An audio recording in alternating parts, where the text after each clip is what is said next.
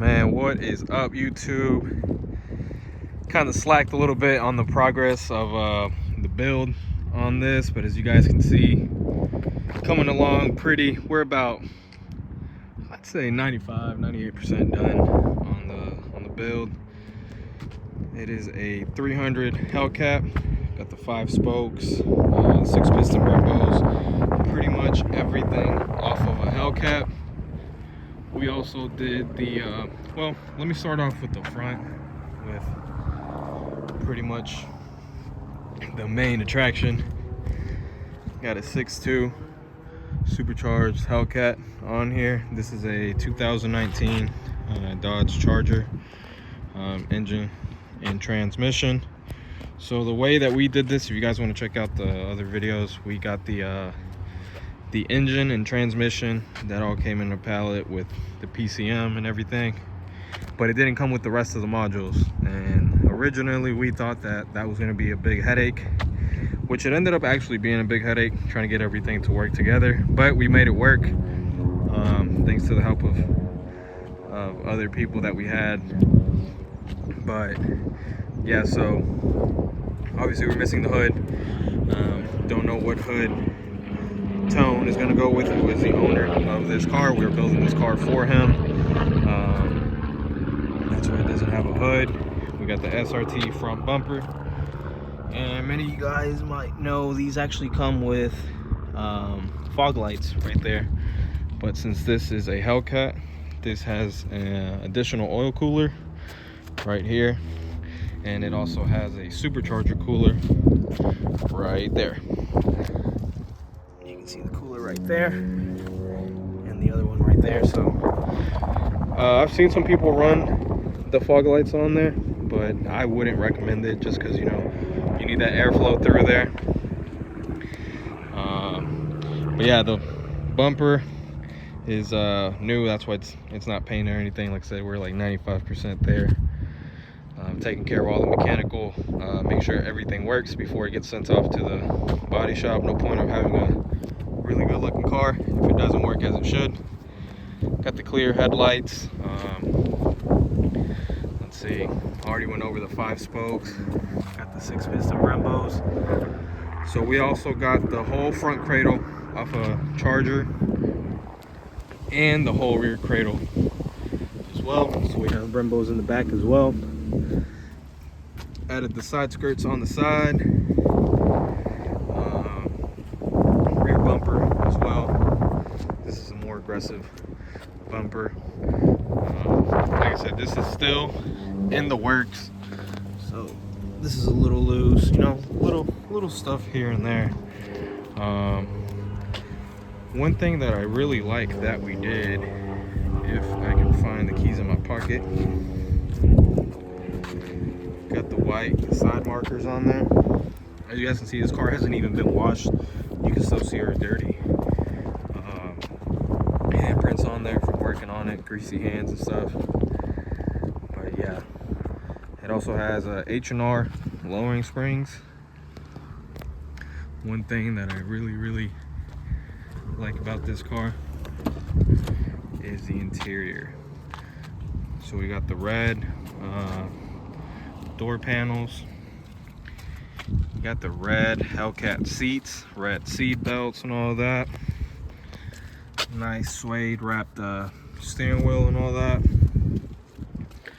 And it does have a full Dodge Charger dash in here. I know some people that do swaps keep the 300, 200 on the dash. Red key. Got your Uconnect, little red badge on there, obviously red seats, and one of my favorite things about this car as well, let's put this in 0.5, the panoramic sunroof.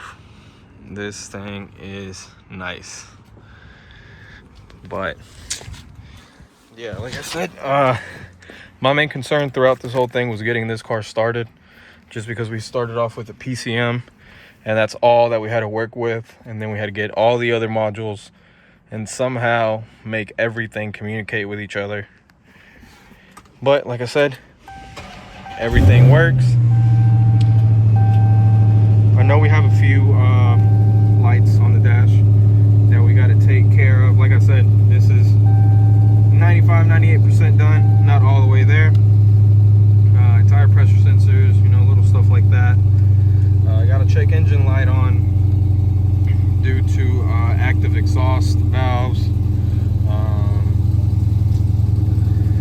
But yeah, apart from that, one thing that is kind of, let me close this so there's not so much glare. One thing that we are still kind of trying to figure out is the active dampening system. So the module in the back, on the back left, controls everything with the active dampening suspension, which it hasn't turned on yet, which is weird. Let me see if it turns on if I drive it. So it says key fob was left in vehicle. It's weird because it was telling me that it couldn't change modes. Let me see. Go to track. Yeah, there we go. So we're having that issue right there. So let's just go back to auto, where it's not giving, it's not changing the suspension mode. Obviously you have street, track, and sport, and this is pretty much stuck in sport. But yeah, this build this is probably the worst way. I wouldn't say the worst way, but one of the more complicated ways to do a swap. Obviously, you know, you can get a whole Hellcat and swap it over. In my opinion, that is the best way to go about it. Because if not, I don't know, I'm kind of proud of my team and everybody that helped us put this together. Because everybody that I asked, every single person was telling me that it wasn't gonna work, that I needed all the modules instead of the third. But I don't know. If I put my mind to something, I'll make it happen. And we did. One thing we did as well, we got the newer headlights on here. So this is I don't want to give you guys the wrong years, but the newer 300s. I think it's 16, 18 on up, something like that, 15. Got a nice little spoiler on the back. One thing that we also did, we got these little lights right here. So we paired that up with the turn signal and the brakes. So when you turn the brakes, both of them turn on, and then we do the turn signals and both of the side ones turn on. But yeah, we also added a leg maker on here. It makes the whine really pop out.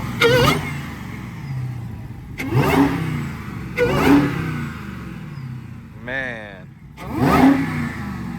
how could you not just want to drive this every day? And then the whine inside is crazy. You can really hear the whine.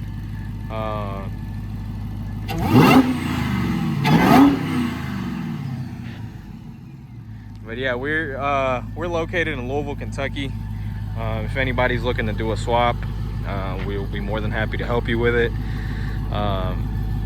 Like I said, we pretty much had to piece everything together. Damn, can't even talk right now. You guys can check out the other video. I feel very, very, very confident on pretty much fixing anything related to a Hellcat here at the shop. This is pretty much one of the main things that we work on here. Like I said, doing a swap the way that we did it, you pretty much, I learned a lot. As much of a headache as it was a very good learning experience. But yeah, I'm really happy with how everything turned out. The lowering springs really put everything together. And even the way that the car is sitting right now, one thing we got to get rid of, stay humble on top. Yeah, that got to go. But yeah, even the way that the car is sitting right now, let's get back to this. I I think it looks very, very nice, even without a hood, even with the black bumper, even with the back rear bumper with a black gas cap on there and everything. The car itself just looks mean. And not to mention, like I said, the panoramic sunroof really adds a nice little touch to it. But yeah, that pretty much sums everything up. Like I said, I wish I would have taken this build a little more serious on the YouTube aspect of it, because like I said, there were a lot of issues that we ran into, a lot of little hiccups here and there that I know a lot of people that have done swaps. It would have been very informational, educational as well for anybody looking to do a swap or anything like that. But yeah, that pretty much sums it up. If you guys like this type of content, there's a shop here in Louisville, Kentucky, Garcia Speed and Performance. Yeah, like the video, subscribe, and see you guys on the next one.